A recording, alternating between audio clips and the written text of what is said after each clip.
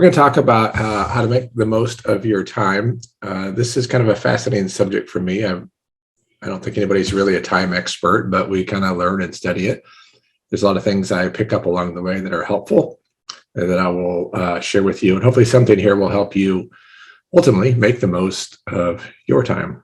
So we're going to talk about the importance of time, values and priorities, how that plays a part in how we spend our time or waste it. Distractions. We live in a very distracted world. We'll talk about how distractions interfere and steal our time and how we can overcome that. And then we'll on the planning part, we're going to talk about how to use a calendar in a couple of different ways, one common way, one unique way, and then how decisions and routines play a part in our time. So that's what we'll cover in the next few minutes together. I'd like to start with the question, though. What's one of your favorite time tricks or secrets that you've kind of adapted in your life that you could share? Anything that you could share with us? Jerry or Pamela, either one of you. Anything come to mind? I use Alexa to remind me of things that I need to do and time periods in which I need to do it. Oh, good. That. So you set timers with it? Yes. And reminders? Yes. Did you know that you can name your timers? Well, when I put it in, I will tell her it's for cooking or whatever I want to do at that particular time. Yes. So then, it's, I didn't know this, but you could have multiple timers all overlapping. And if you give them a name like you do, then she can tell you which one's going off. So you don't have to sort it all out.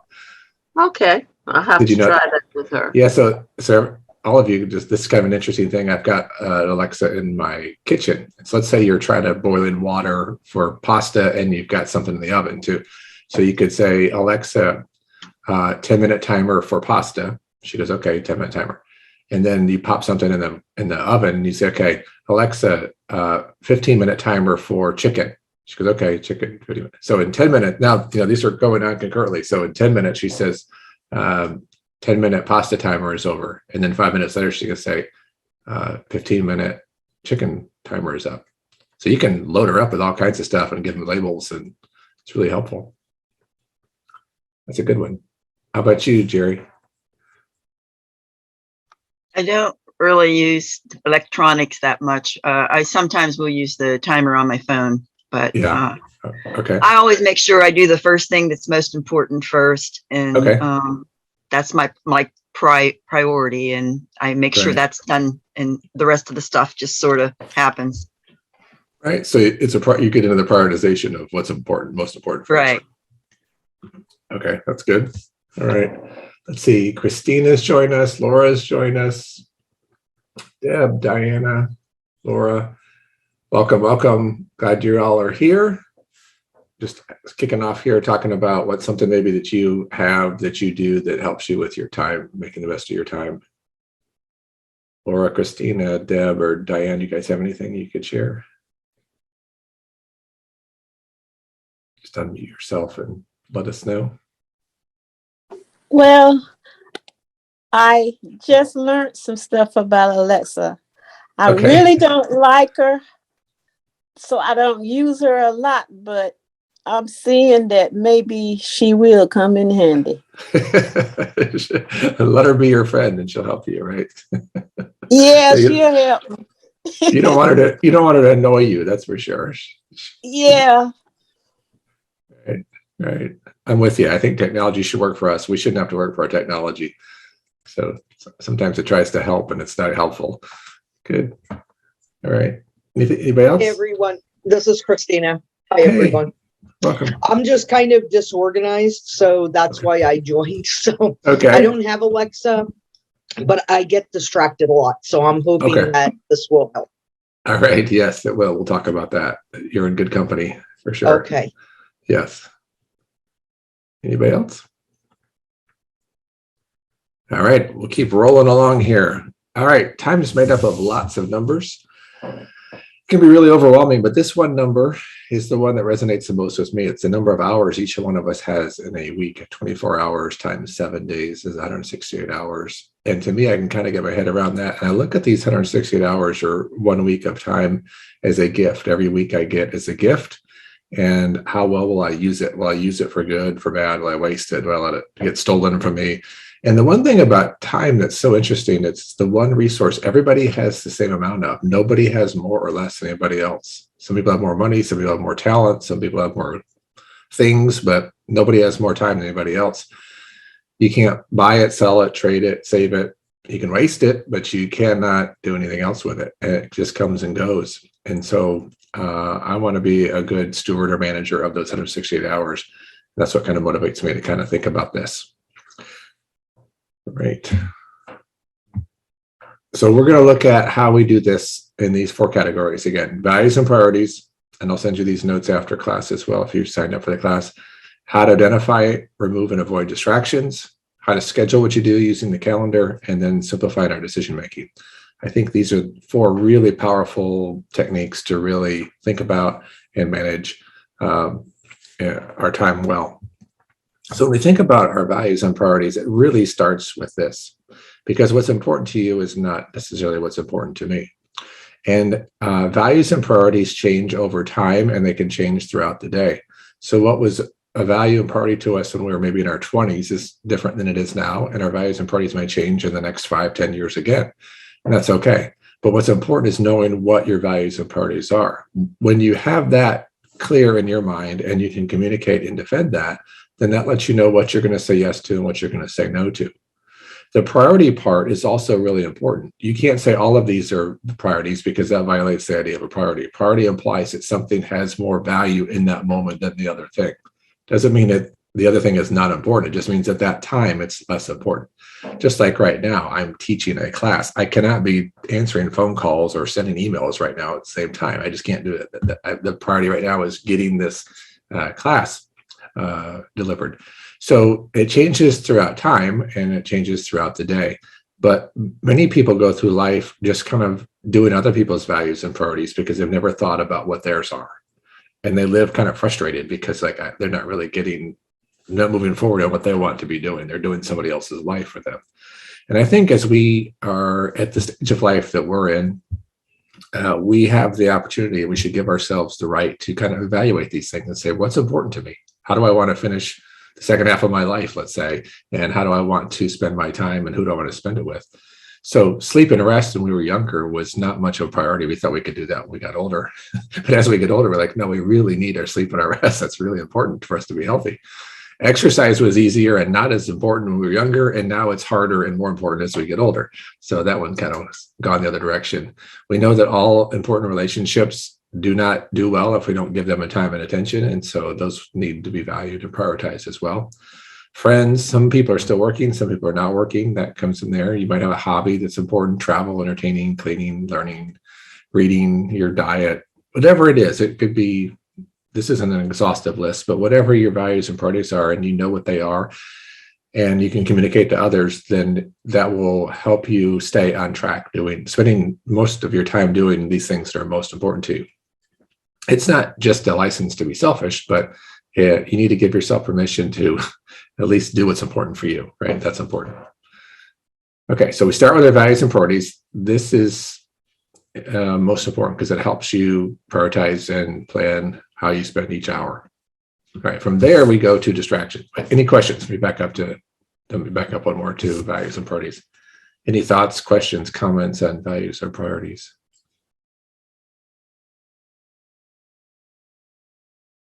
All right. I'll give you an example. Let's assume that you decided you really needed to start walking 3 times a week, and you scheduled on your calendar that every Monday, Wednesday, Friday from 9 to 9:30, you're going to go for a walk. And then so you make it a priority. It's on your calendar. Then your friend calls you up and she says, hey, how about next Wednesday we have coffee at 9 o'clock? And you look at your calendar and you say, I cannot, because I have something else I need to do. Now, at that point, what's more important? Well, in that time slot, walking is, because if you push off that priority, then you've let something take over that priority, and you're saying that's not as important. Doesn't mean your friend's not important. You could say, hey, come walk with me. Or you could say, well, actually on Tuesday or Thursday, I can meet you at 9, but I can't do it on Monday, Wednesday, or Friday at 9, right? So it helps you kind of decide how to make those decisions. takes away that. Because if you have a hard time saying no to people, you start saying yes to everybody else's values and priorities, and you're saying no to your own. So this is really helpful to kind of clear that up. Okay. I always say, if I die in the evening, at least I went to the park in the morning, because that's one of my priorities. There you go. Good. Yeah. See, you already made that a priority. So that's going to happen first for you. Good for you.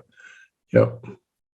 Yeah. Otherwise, it just gets pushed off. And then, the night comes like, oh, I didn't get to go today. And just days keep going by like that. So you make it a priority to go in the morning, then that happens.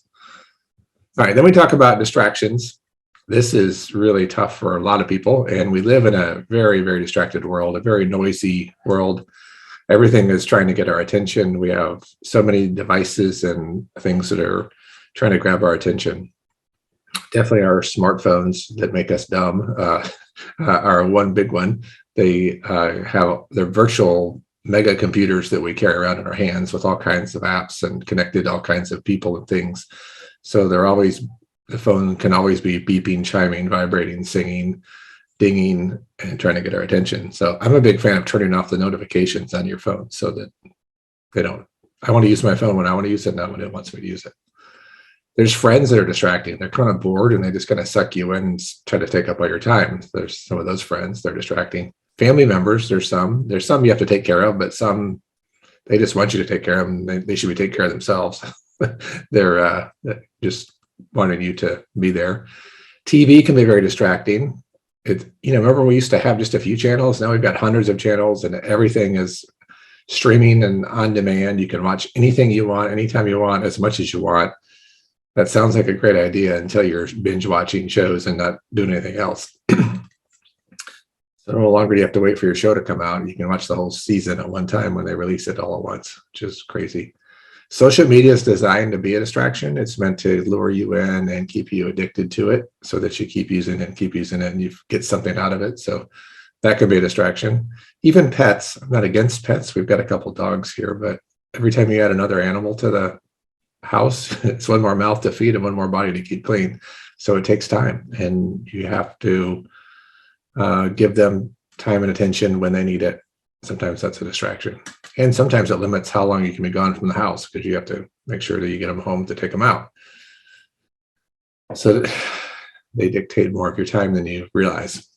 Housework, laziness, boredom, overwhelm, lack of purpose, lack of focus. These are all distractions. And then FOMO. Anybody know what FOMO is?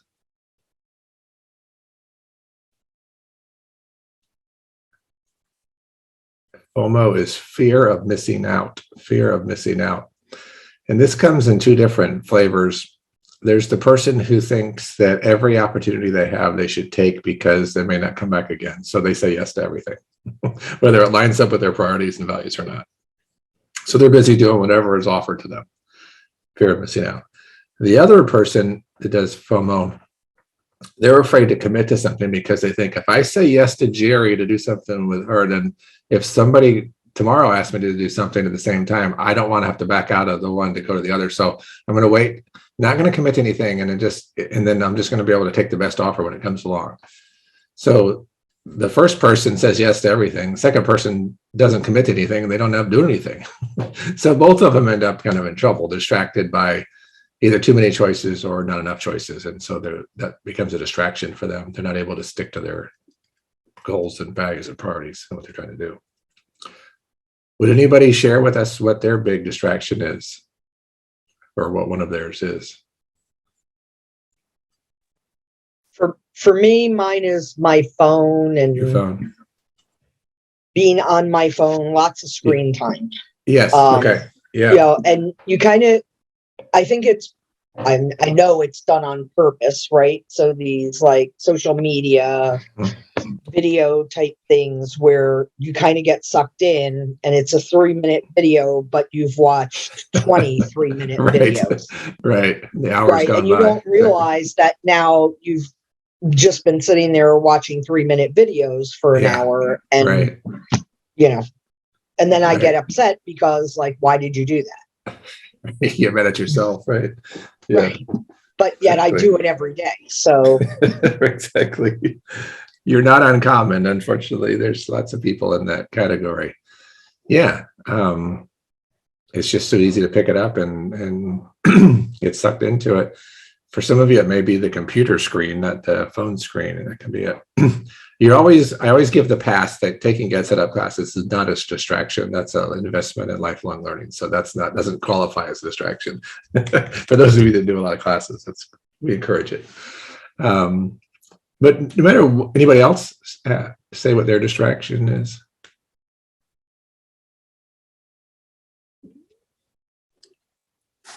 This is Diana. Hey. Hi.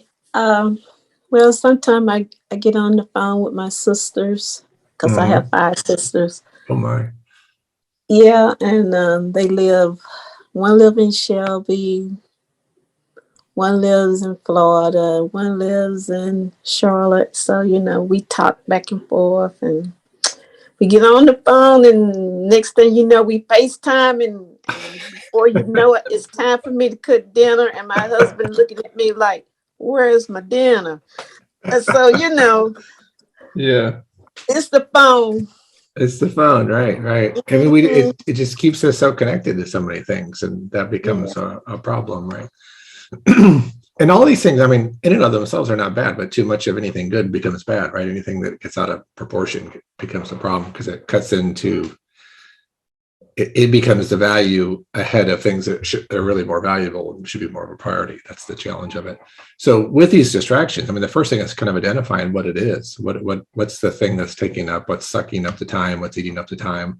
What are we wasting time on?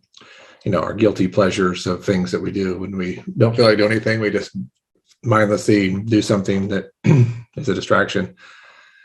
So identifying is the first thing. And if it's something that you have enough self-control over, you can avoid it yourself. But if it's kind of taken over and it's become more an addiction or become a habit, then it might require a little bit more drastic measures of removing something. And that's not always easy to do yourself. So sometimes you need some help doing that. But these distractions become habits, and these habits become hard to break, which is tough. So, but being aware of what they are and dealing with them and knowing that what these distractions are doing are they're keeping you from what your values and priorities are.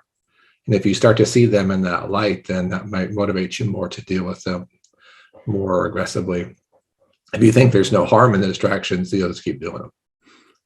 But if you think, hey, this is keeping me from having a better relationship with my spouse or my kids, or I'm not doing my job, or my health is suffering, or something like that, I know sometimes the doctor will make you shake you back into some priority reality. Like, hey, you need to watch your blood pressure or something like that. So you got to watch what you eat and start getting a little more active. Question from the lounge. My distractions are family that I live in another town and they need to come to main town for business. They don't have a vehicle to get here. Yeah, so you've got people that rely on you, and there's nothing wrong with that. But if it becomes an enabling type situation, then that becomes a problem when they're just, in essence, taking advantage of you there. Another one has also have a nephew that is handicapped and reaches out to me in the morning. So just to visit, I also take him to doctor appointments too. Yeah, so sometimes to control some of these distractions, some of them are necessary. We need to do them, but we might need to put some boundaries up so they don't become runaway distractions, right? Some people will take as much as you give them, and you need to put up the boundaries and say, okay, I can help you for 10 minutes or 15 minutes, but I don't have 3 hours to do this today. We're going to get this done and go on.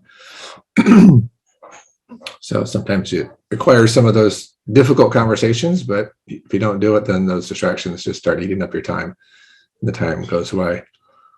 Right? I mean, there's what you don't want is to go to bed at night and think, boy, I was really busy today, but I don't think I got anything done. That's a horrible feeling. I hate that feeling. Like, gosh, I'm exhausted and tired, but I don't think I have much to show for it. I was just kind of busy, distracted, just kind of busybody all day. Versus the day where, like, I don't mind going to bed tired. I like going to bed tired knowing I got all it done. That's when I feel good. Or if you go to bed just peacefully restful and you're like, it was a good day, even though you didn't, grind it all out. This isn't about just being productive, at all a cost. It's really just being able to manage and balance your time so that it's doing what you need to be doing and not wasting time. All right, so we talked about values and priorities and also distractions. Any other thoughts on distractions before we move on? All right, we always got these distractions. It seems like new ones crop up all the time. I mean, none of us are born with cell phones, but you got these cell phones are like here for us to, new things are brought up to challenge us, be distracted. All right, let's talk about planning now. So most of you are familiar with using an event calendar. Where on an event calendar, you put events that you need to show up for. Your doctor's appointment, a birthday party, a vacation, meeting with your friends, a lunch appointment, even working out. That's an event calendar. Most people are pretty familiar with that. And that's really helpful to keep you from overbooking yourself and keeping everything straight. But when we're not at those events, there's a lot of other things we should spend our time doing. I call them tasks. And tasks can be very simple, like I got to pay a bill, I got to send an email, I got to water the plants, I got to do the dishes, right? We got all kinds of tasks. And I've tried all kinds of task tools in the past, making to-do lists and prioritizing them, using software to do it. And, I'm really excited at first, and then something happens where it's just overwhelming and I don't get things done and I don't get moved forward, or everything gets moved forward and it's just this really long list and I'm overwhelmed. I'm like, forget it. So I finally discovered this strategy of using what I call a task calendar. And what it does is it takes the same idea of a task list where you have one place where you put the things that come to mind that you need to do and you write them down or you enter them in. But it doesn't stop there. So you have one place to collect them all. That has to be part of the convenience of it. It's like, as it comes to mind, you have a place to put it. Because, sometimes you put up Post-it notes and they're in the bathroom, they're in the kitchen, they're by your bedside, they're all over the house. You're like, oh gosh, I don't know where they are. I wrote it down, but I don't even remember where I put it. But if you have it all in one place, that helps. Because I tell people I practice selective memory the older I get. I don't want my mind to have to remember everything. I just want to use my mind to think of new things and new ideas and being present. And so as thoughts or new ideas come to mind, I want to put them somewhere so I can reference them and find them. So I put them in my task calendar. So the task calendar is a place to put tasks that you want to do. It also is it takes it to the next level because you're putting it on a calendar. You're not putting a time, you're just putting a date. You're saying, okay, let's say today I put on my calendar, I want to, let's say tomorrow I want to cut the grass. So I put on tomorrow, cut grass. Okay. I don't say what time of day. It doesn't matter what time of day. I just put it on there for Saturday. So when you put something on your task calendar, you are assigning a level of priority as far as when you're going to do it. That's the DO date. You're going to do it on that date. That's when you're going to do it. It's not when it has to be done. That's when you're going to actually do it. So you're thinking to that next step, like, when am I going to do this task? Not just, I should do this task someday. It's like, no, I'm going to do this here. So it could be today, tomorrow, out in the future, whatever you want. The other part that I really like is that it's a visual tool because I can see on the calendar what tasks are out there. Now I keep these calendars separate because I have so many things on my event calendar and so many things on my task calendar. And if they were all on one for me, it'd be overwhelming and I wouldn't want to go to bed. It'd be too much. So I keep them separate. Now you do what you want. The other reason you may be able to put them together, everybody's different, but do it what works for you. The other thing that I believe is that when I'm at an event, I cannot be doing the tasks.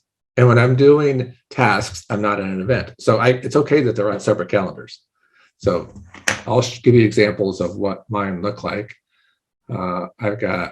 This is an event calendar. So I use Google calendars. I have several Google calendars that I'll roll up into one. So this shows you, I had a meeting that morning. I had some time in between there that I could do something. And this is things I have to show up for, right? Some of these are Zoom things. Some of these are in-person things.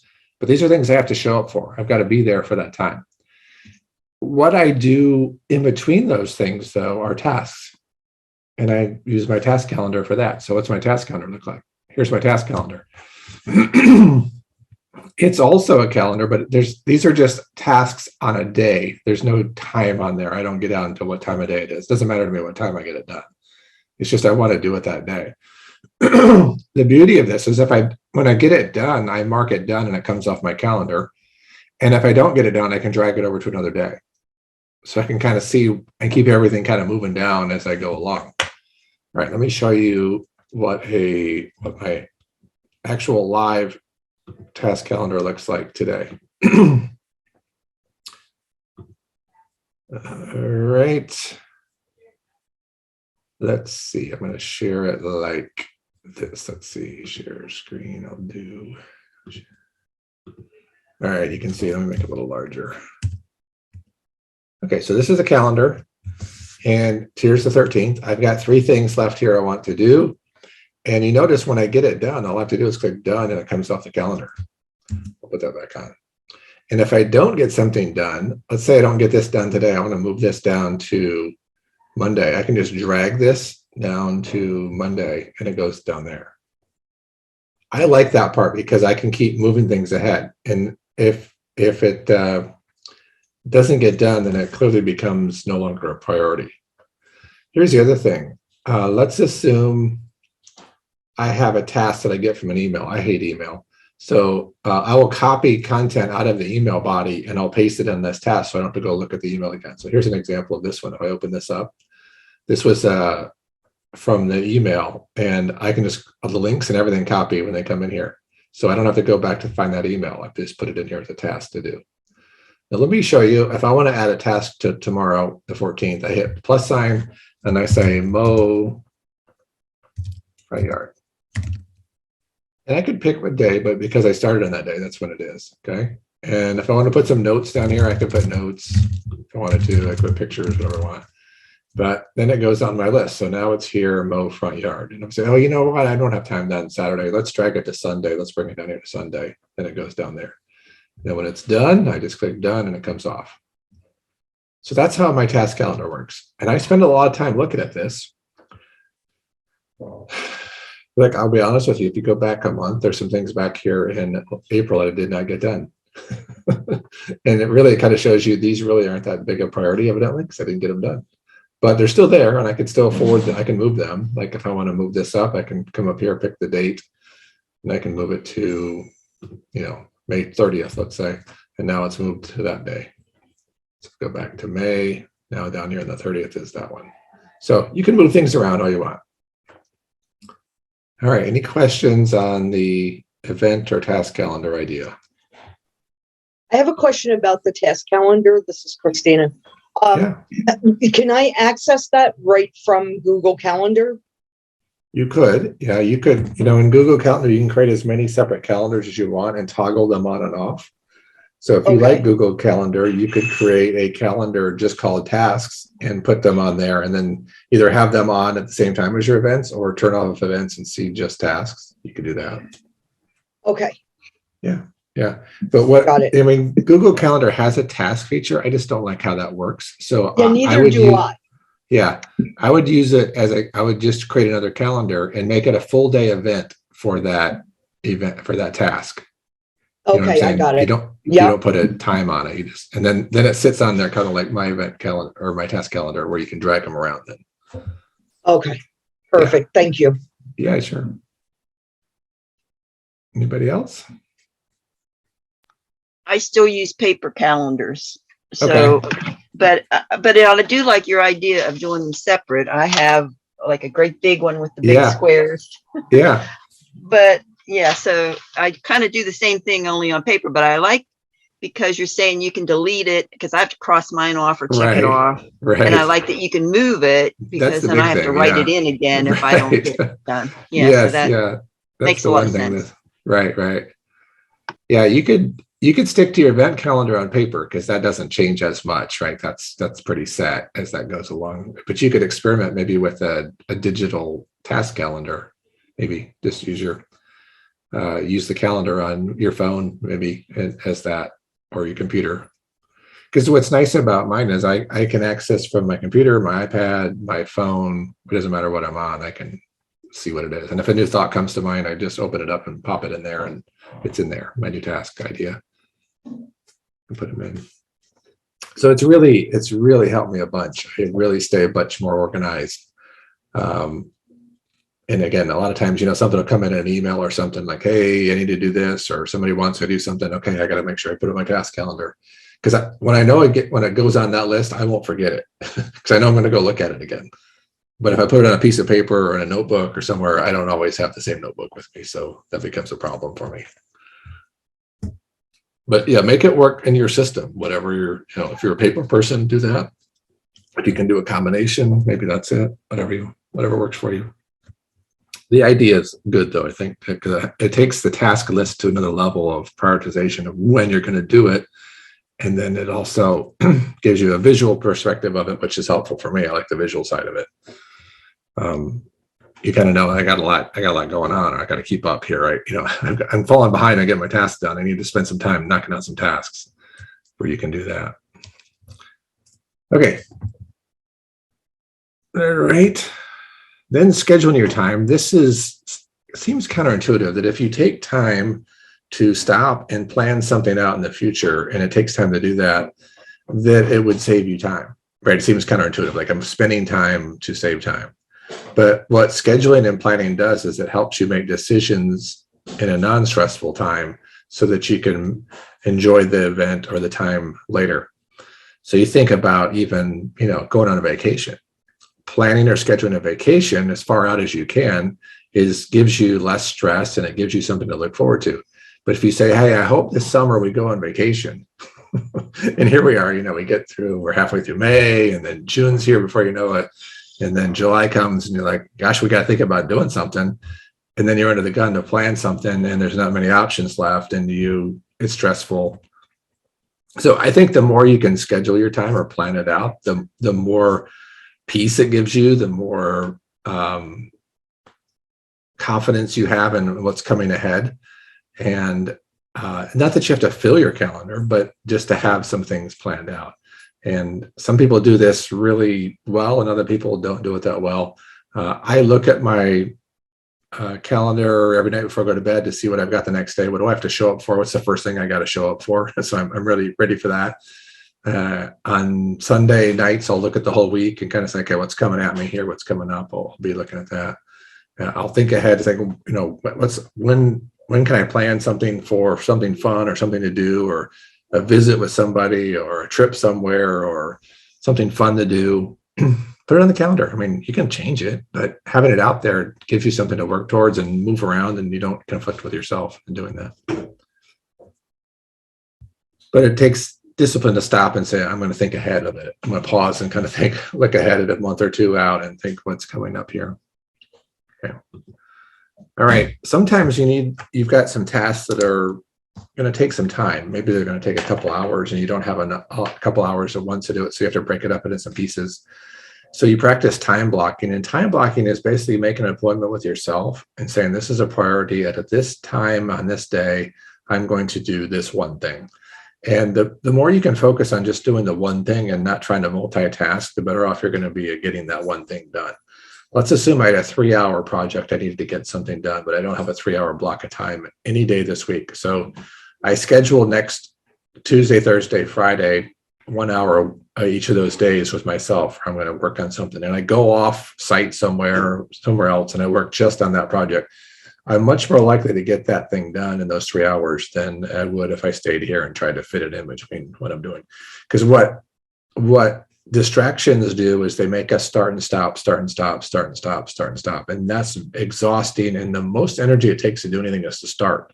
Once you've started something and you're into it, you build up momentum. Momentum carries you through until you finish, unless you quit. So in many ways, it's harder to start than it is to finish. Once you've started, finishing is easier. But if you quit or stop, then you have to restart again. That's why that makes starting so hard. So when you time block, you say, I'm going to, for this period of time, just work on this one thing. I'm not going to multitask. I'm going to work on one thing. Examples of time blocking are times to go exercise, go walking, or a certain time of every week that you go meet somebody. Like you have a Wednesday lunch with somebody every week or something like that. You just block that off and that's going to happen. That's your time. So, but you can put it on your calendar. The nice thing with these digital calendars is you can set up recurring events. So you say, okay, every this time on this day for this many weeks or forever or whatever, you can put that on there and it just fills in those time slots all the way along. I don't use time blocking all the time, but when I use it, it's something important I'm working on, and I protect my time, guard my time, make it an important focus time. Okay, let's talk about decision making. This is interesting. I mean, this first sentence seems very obvious, but it's very powerful. Life's made up of lots of decisions. Every day we make hundreds and hundreds of decisions. And the irony is every decision takes time to make. So there's this currency associated with making decisions, that the more decisions we make, the more time we spend making those decisions. So wouldn't it make sense then, if we could simplify our daily decisions, then we would have more time to spend thinking about something else. And if you can create a simplified decision, or you create a routine or a habit, something that you can do almost automatically without much thought, then it frees your mind up to think about something else. That's the closest I can get to true multitasking. And let me give you an example of what I mean. Because my definition of multitasking is doing more than one thing at the same time poorly. Like texting and driving, you can't do that. It's not good. There are some things you can do that are not the same function. Like you could listen to a podcast and drive. You could do that. Or you can listen to the radio and drive. You could do that. But the closest thing I'm talking about here, when you create a routine or a habit, think about if you used to work somewhere and you would drive the same route every day. It was just like you would get in the car and you would go through your routine and you wouldn't even think about it. Subconsciously, you were safely driving. You weren't being reckless. But sometimes, I know for me, sometimes I'd get halfway to work and I wouldn't even realize I was halfway at work because I've been thinking about something completely different while I was driving. And it's because I was such in a routine of the drive. Because remember, the first time you drove somewhere, you're paying attention, like, do I turn left or right here? Is this the right way? Right? All you're thinking about is getting there safely and the right roads to go. But once you know the routine, you don't have to think about it anymore. That's when you can free your mind up to think about something else safely. Okay, so decision making. What decisions am I talking about? Well, here's some daily decisions. Every day we get up and we put some clothes on. But how often do you stand in front of the mirror, the dresser, the closet and say, I don't know what I'm going to wear today? And you spend time trying to decide what you're going to wear. One of the common things that happens if you've retired is that you still perhaps may have a closet full of clothes you used to wear for work that you no longer need, but they just add confusion to you because there are more options you have to pick from. So one of the ideas is simplify your wardrobe down to what you like and what you only wear. And then you don't have to make as many decisions. I mean, you could even go so far as, hey, this is what I wear on Mondays. This is what I wear on Tuesday. This is what I wear. Then you have to think about it, right? You know, GetSetUp, we have these GetSetUp shirts. All I can do is grab a GetSetUp shirt. I don't even have to find a clean one. I just got to find one I can put on, and I'm here. So I'm not thinking every day I get up, should I wear my green shirt, my red shirt? You know, is Jerry going to like my orange shirt? Or, you know, I don't think about that. I just put my uniform on and go. So clothing. We also eat every day. Think about how much time you spend thinking about what you're going to eat. Oh my goodness. It's like no surprise we're going to eat every day. And yet we stand at the pantry or the refrigerator. Oh gosh, what am I going to eat? What am I going to eat? This goes back again to the power of planning. If you can plan ahead what you're going to eat, then you don't have to worry about it. That's what makes a trip to a restaurant so enjoyable sometimes. Like, okay, they're only going to give you a few options. They don't say whatever you want. They say, here's what we have. You pick one. Okay. They've already shopped it. They've already prepped it. They already cooked it. They deliver it. They clean it up. All you got to do is show up, order, and eat it. So you're like, this is great. I don't know. Very few decisions I got to make here. Very little I got to do. I'm in and out. Well, do the same thing at home. Kind of plan out what you're going to do and say, this is what we're going to eat, and not play, what do you want to eat tonight every night? Because that wastes a lot of time.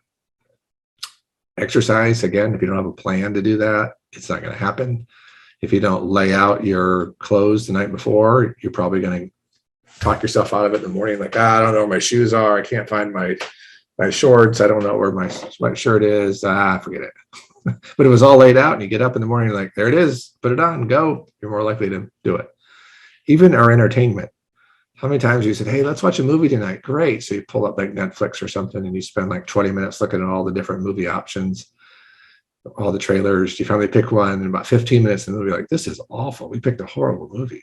You just wasted like 45 minutes on nothing. So how do you get around that? Well, ask people that you like or trust. Like, have you seen any good movies lately? Have you read any good books lately? You know, what are you reading? What are you watching? Make kind of a short list, so when it's time to pick a movie, you don't have to pick from the catalog of everything. You have a shorter list to pick from that you can check out. It's a little bit of planning goes a long way, cuts down the decision rate. So lots of options creates difficult decision making. So if you have lots of options, sometimes you get stuck on making like a choice very quickly. All right, any thoughts, comments on decision making? Yeah, I love what you just said about what to wear, because I stopped buying t-shirts in multiple colors. And now I just buy white, black, and gray t-shirts. Yeah. Because those are the options. Yeah. It doesn't matter. Like, nobody really cares what color t-shirt I'm wearing. Right. I've decided that it doesn't matter whether it's a black t-shirt or a purple t-shirt. Nobody talks to me different because I'm wearing a purple t-shirt. Right. So it just, because then it wastes a lot of time of, well, I don't want to wear that shirt with these pants, and now I got to go find different pants. And so you can't imagine the time that saves. Right. I mean, White, it seems black, like a little gray. bit. That's great. That's great. Good for you. I think it's a little minimalism type thing. A little bit. Yeah. Yeah. Like you said, when you have all these choices, it's sometimes overwhelming. Right. And so, do you need 18 t-shirts? Right. Exactly. So, that's really part of our wisdom as we get older. We realize we really know those. Just get the ones that you like and use those. I was saying to my brother the other day, I don't know if anybody remembers this, but the kids' clothing line, they were called Garanimals. Yes, I remember. And you matched the tags like a lion to a lion. And I was like, why don't they make those for adults? Like, that would be like so much easier. Yeah, and then you just kind of put them in the closet like that, so you've got them all ready to go. All the lions together, all the giraffes. That's right. That's a good Maybe idea. we're on to something there. Animals for older people. Right. That's good. Yeah, it seems like a little thing, but think about how, if this is every day we do these things every day, that compounds. That time just compounds over. It turns into a lot of time, and how you could be using that time for something more productive that you'd want to be using it for, right? Than figuring out what to eat or what to wear. All right. So creating habits help us do this so that we don't have to have a different day. I like variety, but there are some things that I really see the value of a routine. Like, I wouldn't want the same exact day every day, but I do start my day about the same every day. So whenever I get up, I rarely use an alarm clock. I get up when I get up, and I'll go make coffee and I'll have an English muffin. That's kind of how I start my day. I don't have to lay in bed going, how am I going to start my day? Do I first go take the dog out? Do I first make the bed? Do I first brush my teeth?